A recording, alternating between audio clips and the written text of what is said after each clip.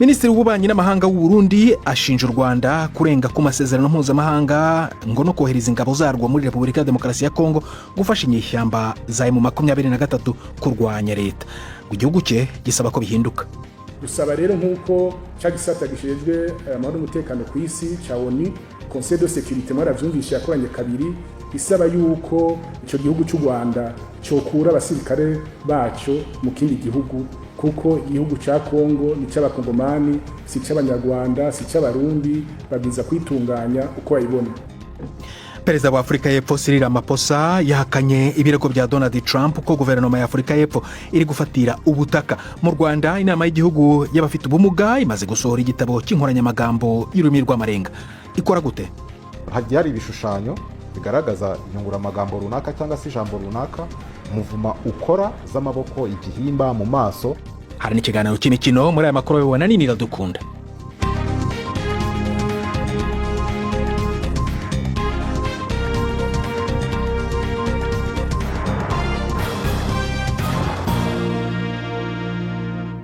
Ibyo byose n'ibindi bikubiye muri aya makuru ni mu kanya nyuma y'uko Jacques Niyitegeka tugezaho incamake y'amakuru y'ingenzi avugwa ku isi.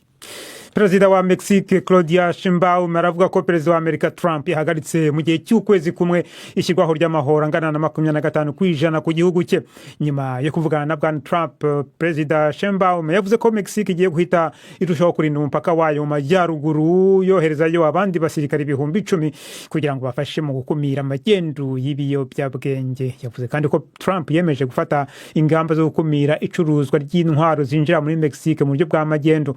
Bwana Trump kandi yanavuganye na Minisitiri w'Intebe wa Canada Justin Trudeau ku bijyanye no kongera amahoro nk'ayo kuri icyo gihugu biteganijwe gutangira kuri wa kabiri. Agaciro k'imigabane muri Amerika, Canada na Mexique kagabanutse cyane, amasoko y'imari agifungura. Umuminisitiri muri leta ya Afrika y'Epfo yasabye ko umugabane wa Afrika ugomba gutekereza ku kuntu waba uhagaritse kohereza amabuye y'agaciro muri Amerika niba Washington ihagaritse inkunga yatangaga.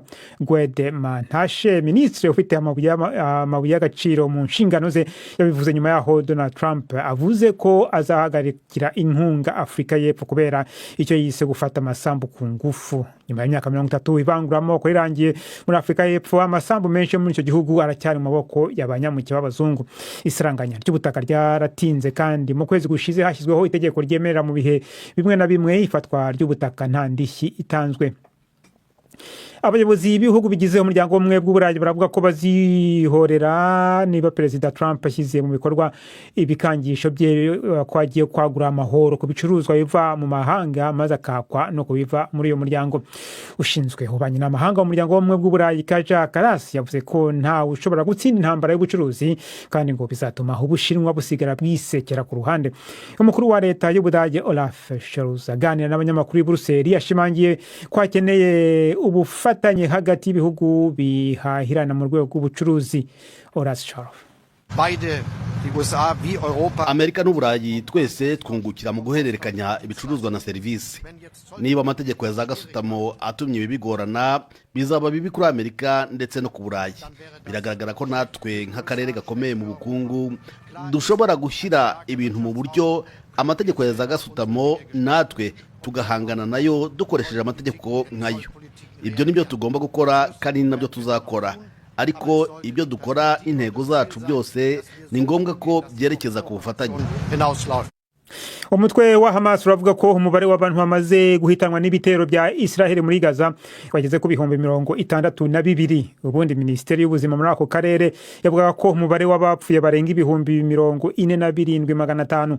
Ariko mu itangazo rigenewe abanyamakuru, Hamas yavuze ko ikeka ko hari indi mirambo 14,000 iri munsi y'ibinonko by'amazu yasenyutse cyangwa ahantu abatabazi batabasha kugera.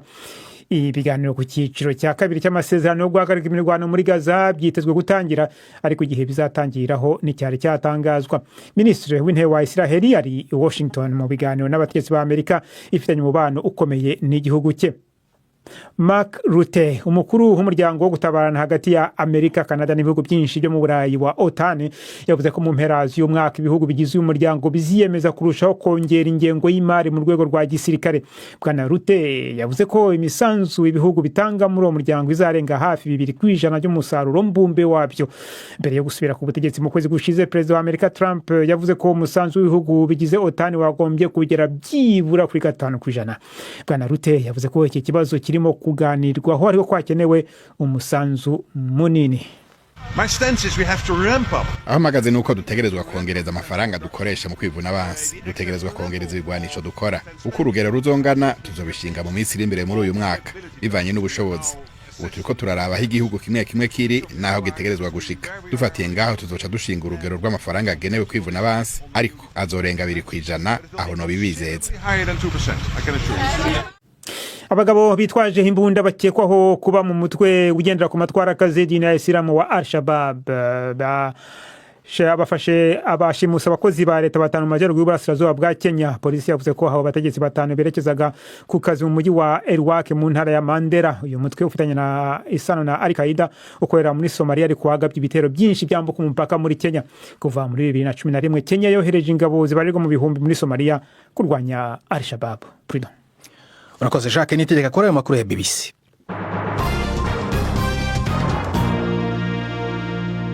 Ikaze ku makuru arambuye duhera muri Afurika y'Epfo, aho Perezida Cyril Ramaphosa yahakanye ibirego bya Perezida Donald Trump ko guverinoma ye ya Afurika y'Epfo iri gufatira ubutaka.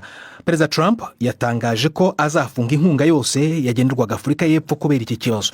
Ibi bikurikiye itegeko ryateye impagarara ryashyizweho umukono na Perezida Ramaphosa mu kwezi kwa mbere ryemerera leta gufata ubutaka nta ngurane itanzwe. Inkuru ya Mayeni Jones uri Johannesburg muragizwaho na Yvette Kabatesi. Perezida Cyril Ramaphosa avuga ko itegeko rijyanye no kwimura abantu riherutse gutorwa ritarimo gufatira ubutaka, kwa ahubwo rigamije kubusaranganya mu buryo bungana. Yashimangiye ko igihugu cye cyamye gishyiraho amategeko atuma buri wese agera ku butaka ndetse no kurengera uburenganzira bw'ababufite. Yagaragaje ubushake bwo kuganira n'ubuyobozi bwa Trump, avuga ko gahunda yiswe PEPFAR igamije kurwanya sida ariyo nkunga yonyine igihugu cye cyahabwaga na Leta Zunze Ubumwe za Amerika. Mu butumwa yanyujije ku rubuga nkoranyambaga rwa X, umuherwe Elon Musk ukomoka muri Afurika y'Epfo akaba n'umwe mu bajyanama ba Trump yasubije Perezida Ramaphosa avuga ko uko kwimurwa ku butaka ari ivanguramoko. Nyuma y'imyaka 30 ubutegetsi bw'ivanguramoko bwa apartheid burangiye, ubutaka bunini buhingwa muri Afurika y'Epfo buracyari mu maboko y'abanyamuke b'abazungu. Bisobanura ko aribo bazagirwaho ingaruka zikomeye n'iryo tegeko rishya. Iri tegeko rivuga ko guverinoma yatwara gusa ubutaka idatanze igurane mu gihe bizaba bikozwe mu nyungu rusange. Minisitiri w'ububanyi n'amahanga w'u Burundi ashinja u Rwanda kurenga ku masezerano mpuzamahanga kubera kohereza ingabo zarwo muri Repubulika ya Demokarasi ya Kongo gufasha inyeshyamba za M23 kurwanya leta ya Kongo. Ibi Albert Shingiro yabitangarije mu kiganiro n'abanyamakuru kuri uyu wa mbere. Bwana Shingiro yavuze ko guverinoma ye ngo idashyigikiye igihugu kivogera ikindi, asaba ko u Rwanda rukura abasirikare barwo muri Kongo. Inkuru ya Regidas Ihundi Mpundu. Ariko yishiraho kibazo kijanye n'intambara iri kihuza Repubulika ya Demokarasi ya Kongo n'umuhari M23 wabivugwa ko ufashwa n'u Rwanda. Umushikiranganje imigenderanire Albert Shingiro yamenyesheje ko Uburundi bugendera ku ngingo ngenderwako za ONU zivuga ko igihugu icyo cyose gitegerezwa kwirinda guhungabanya ikindi. Iyo rero mubonye igihugu kinaka gifashe abasirikare n'ibigwanisho kikajabuka kikarengana imipaka kikagenda mu kindi gihugu, mubone nkumva ko ico gihugu kindi bakivogerera. Ivyo rero twebwe bitubishigikiye, dushigikiye yuko atabihugu bivogera ibindi. Utoshobora kujabuka mu kindi gihugu ufise ibigwanisho, kuko iyo ufise ibigwanisho kenshi n'abene gihugu barahagwa. Dusaba rero nkuko cagisata gishejwe amahoro n'umutekano ku isi ca ONU, Conseil de sécurité mwaravyumvisha yakoranye kabiri, isaba yuko ico gihugu cy'u Rwanda cokura abasirikare baco mu kindi gihugu, kuko igihugu ca Kongo ni c'abakongomani, si c'abanyarwanda, si c'abarundi, babiza kwitunganya uko bayibona. Albert Shingiro abona ko intambara iri kibera mu buseruko bwa Kongo ifise ingaruka nyinshi haba ku banyagihugu mbere no kubayitera ubwabo. Kubwiwe inzira irashe n'ibiganiro vyohuza abanyekongo ubwabo.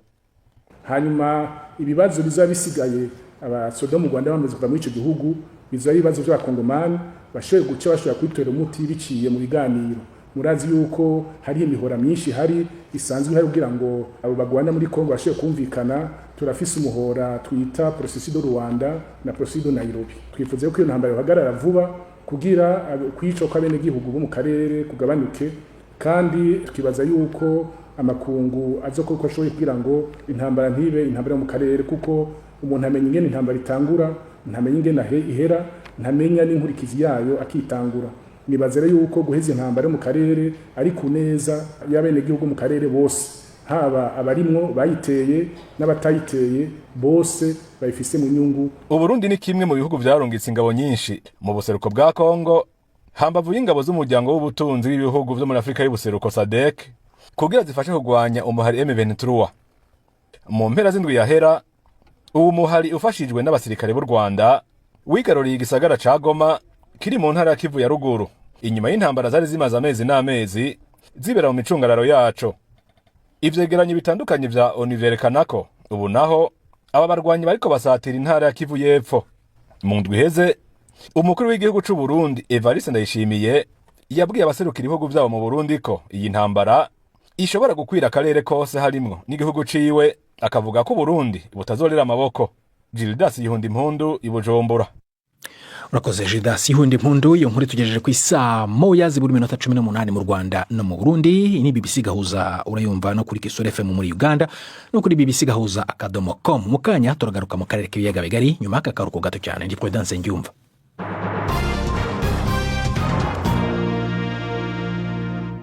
Tujye mu Rwanda aho inama y'igihugu y'abafite ubumuga iherutse gusohora igitabo cy'inkoranyamagambo y'ururimi rw'amarenga. Iki gitabo ngo kije gukemura bimwe mu bibazo byari mu mashuri yigisha abatumva cyangwa batavuga, ariko rero menshi muri aya mashuri ngo ntarabona iyo nkoranya, ndetse naho ibi bitabo byageze umubare ni muke cyane. Cyakora ku bayobozi bakora muri uru rwego ngo gutunganya iyi nkoranya ubwabyo ni intambwe ya mbere izasimburwa n'iyo kwitubura. Nkuriye Jean Claude Mwambutsa. Iyi nkoranyamagambo y'ururimi rw'amarenga ni igitabo kigizwe n'amagambo cyangwa ibimenyetso biyagaragaza bigera ku bihumbi 200. M. Frederic Rangira ni impuguke mu burezi bwihariye bw'abatumva ntibanabone, ndetse akaba yaranagize uruhare mu gutunganya inkoranyamagambo. Hari ibishushanyo bigaragaza inyunguramagambo runaka cyangwa se ijambo runaka, muvuma ukora z'amaboko, igihimba, mu maso n'amagambo ku ruhande asobanura kugira ngo ubashe kuvuga iryo jambo ushaka kuvuga. Izafasha yaba umuntu ufite umwe wo kutuma no kutavuga, utaza amarenga neza, izafasha natwe muri rusange twebwe tubasha kuvuga, tubashe gusabana no kuganira na bagenzi bacu bafite ubumuga bwo kutumva no kutavuga. Ikigo cyigisha abatumva batanavuga Cyangoma mu karere ka Huye kimaze imyaka 52 cyigisha abafite ubu bumuga. Cyashinzwe n'abihaye Imana b'abafurere bo mu muryango wa Mutagatifu Gabriel. Cyabaye mu bya mbere byagize amahirwe yo kubona iki gitabo. Frere Jean Claude Munyaneza niwe muyobozi w'iki kigo, ubu gifite abana 120 bafite ubumuga bwo kutumva no kutavuga. Bizadufasha cyane cyane bifashe abarimu bashya kuba bakwihugura, ndetse n'abasanzwe bagenda bamenya amarenga agezweho, kuko amarenga ni nk'urundi rurimi narwo rukura rutera imbere, kuko hagenda hazamo amagambo mashya. Birumvikana rero ko muri iyo dictionary harimo n'amagambo mashya natwe tugomba kwiga abakoresha ururimi rw'amarenga n'abashaka urwiga bose. Madame Kabatesi Beatrice ni umwarimukazi muri iri shuri, yigisha mu mwaka wa 2 w'amashuri abanza ku bana batumva ntibanavuge. Mbere kitaraboneka urumva hari imbogamizi nyinshi, ku buryo hari amagambo amwe n'amwe tutashoboraga kubonera amarenga, hanyuma tukirwanaho ku buryo umwana byumva. Ariko iki gitabo aho cyaziye, nibura ubasha kubonamo rya jambo n'irenga bijyanye. Imbogamizi zirahari. Icyo gitabo ni kimwe mu kigo cyose, mwarimu yirwanaho akaza akareba rya jambo atasobanukiwe, turategereje kugira ngo babihindure byinshi, nibura buri mwarimu agira igitabo. Umutara Deaf School ni irindi shuri riha uburezi bwihariye abafite ubumuga bwo kutumva no kutabona. Ryo ni ishuri ryigenga riri mu karere ka Nyagatare mu ntara y'Uburasirazuba. Ubwo nabasuraga bari bataragerwaho n'iki gitabo, ariko bafite icyizere cy'uko kizaboneka vuba. Umuyobozi w'ikigo Madame Elevania Kamana avuga ko iki kizahindura byinshi mu myigishirize. Rwa rurimi rw'amarenga ruzaba rumwe, kuko ubundi ujya usanga nkaho hari ukuntu harimo ibinyuranye bitewe n'uko wenda inkomoko y'uwarwigishije aho yabikuye, ugasanga bisa nk'aho harimo utuntu tugiye dutandukanye, ariko kuko inkoranyamagambo izaba ari imwe ku gihugu, ndakeka ururimi rw'amarenga ruzatera imbere kandi rutera imbere ku kigero kimwe. Inama y'igihugu y'abafite ubumuga niyo iri ku isonga y'itegurwa ry'iyi nkoranyamagambo, nayo yemera ko ibitabo byasohotse ari bikeya, gusa ngo icy'ingenzi ni uko intambwe ya mbere yatewe, dore ko hifuzwa ko ururimi rw'amarenga rwashyirwa mu rutonde rw'izemewe gukoreshwa mu gihugu. Emmanuel Ndayisaba ni umuyobozi w'iyi nama. Tuvugura itegeko nshinga twari twasabye ko ururimi rw'amarenga rwakwemezwa, nta n'ikibazo batubaje batese ubundi ruri hehe, badusabye gutegura urwo rurimi. Ubu rero twateguye inkoranyamagambo y'ururimi rw'amarenga, ubu rero twatangiye kwigisha abantu uko rukoreshwa, ndetse tunatangira n'inzira yo kugira ngo turebe yuko ururimi rwakwemezwa noneho nk'ururimi rw'igihugu. Ubwo ndavuga nk'uko uzi yuko bavuga ngo indimi zemewe gukoreshwa mu gihugu, uzi ko mbere cyari Ikinyarwanda, Icyongereza n'Igifaransa, nyuma hiyongeramo Igiswahili. Turashobora ko hajyamo rero na ururimi rw'amarenga rukaba urwa gatanu. Turimo turategura imfashanyigisho zo kuzarwigisha, ariko tunategura ko rwemerwa, kuko nirumara kwemerwa nk'ururimi rw'igihugu turahita turushyira mu masomo yigishwa. Kimwe n'abafite ubundi bumuga butandukanye, umubare w'abatumva ntibanavuge nturamenyekana, gusa ni bamwe mu bafite inzego zibahagarariye zikomeye nk'ihuriro ry'igihugu ry'abatumva ntibanabone, rigaragaza ko rikomeye cyane ndetse rikaba ririmo n'abantu bize bakaminuza. Jean Claude Mwambutsa, BBC Gahuzamiryango, i Kigali. Urakoze Jean Claude. Dusubire mu Burundi ku nkuru y'abageze mu zabukuru. Noneho ubusanzwe bimenyerewe ko abashaje bitabwaho n'ababo mu ngo n'imiryango, ahanini kubera ko ibigo bisanzwe bifasha abatama n'abatamakazi bikiri bike mu gihugu. Ariko naho biri nko mu ntara ya Gitega haravugwa amikoro n'inkunga idahagije yo gukora ibikorwa bikenewe, mu gihe abakigana bakomeza kwiyongera. Nyamara imiryango ihaturiye yajyanaga bayo muri iki kigo cyashinzwe n'abapadiri b'abataliyani bemeza ko bibafasha cyane.